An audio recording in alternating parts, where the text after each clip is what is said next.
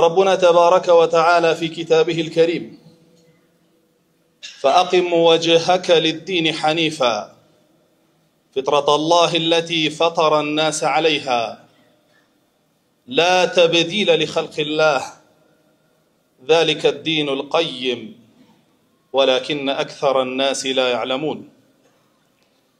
وقال عليه الصلاة والسلام: قال الله جل وعز: إني خلقت عبادي حنفاء كلهم وإنهم أتتهم الشياطين فاجتالتهم في الأرض وحرموا عليهم ما أحللت لهم وأمرتهم أن يشركوا بي ما لم أنزل به سلطانا.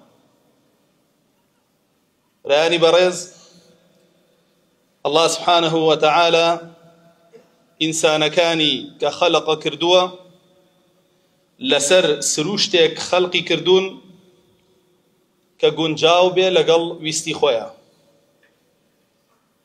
همو إنسانك الله سبحانه وتعالى كخلقي أكا ولدايك أبي لسكي دايكيا أو خلق كردني لسر فطرته كتيت دروا بفطرته وديت دروا. وكشون لفرمودكاني رسول الله صلى الله عليه وسلم هاتوا أم فطرة أم سروشته كالله جل جلاله إنسان كاني لسر خلق كردوه للركشو لدروشيانا لم آخر زمانيا تيك دراو تيك شو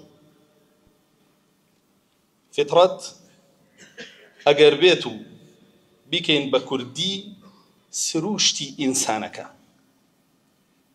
أو إنسان لأساسا لسروشتا شون خلق بوا الله جل جلاله شون خلقي كردوا. جا كلمة فطرة بو أو بكار أهنده لاصطلاح علماء فرمون بريتيا لإسلامتي وأتى الله سبحانه وتعالى هر لسرتا وإنساني كخلق كردوا إسلامتي لناوية داناو جيجيري كردوا أو إسلامتيش روكشو دروشو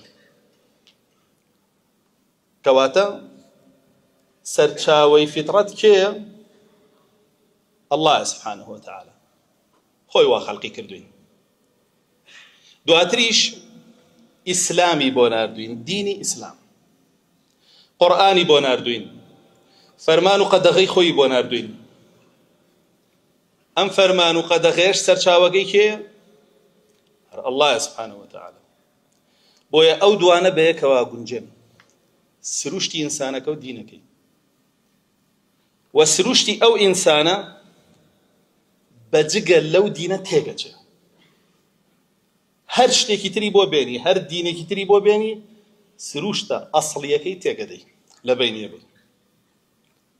ئەمڕۆ هەمومان بە چاوی خۆمانەی بینی حەقیقەتی ئیسلام و ئیسلامی حەقیقەت لە خەڵک مەنع کراوە و دەرگای هەموو ڕێچکە و ڕێبازەکانی تری بۆ واڵا کراوە.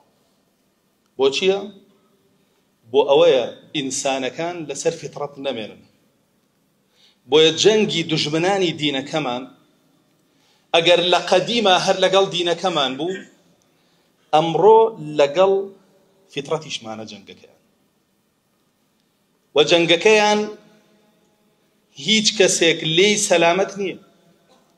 ڕووی کردووەتە کۆرپەکەی ناوسکی دایک بە جۆرەها ڤاکسین تێکێدا بۆت هەتا وەکو ئەو پیاوە پیرەی کە ئیتر ئەخیر و ئۆخریەتی یاخود ئەو ژنە پیرەی کە ئەخیر و ئۆخریەتی لە دنیا دەرەچێت هەتا ئەویا ئەوان هەوڵەدەن تۆ لەسەر فیتڕەت نەمێنی و دژایەتی فیتڕەتەکەن.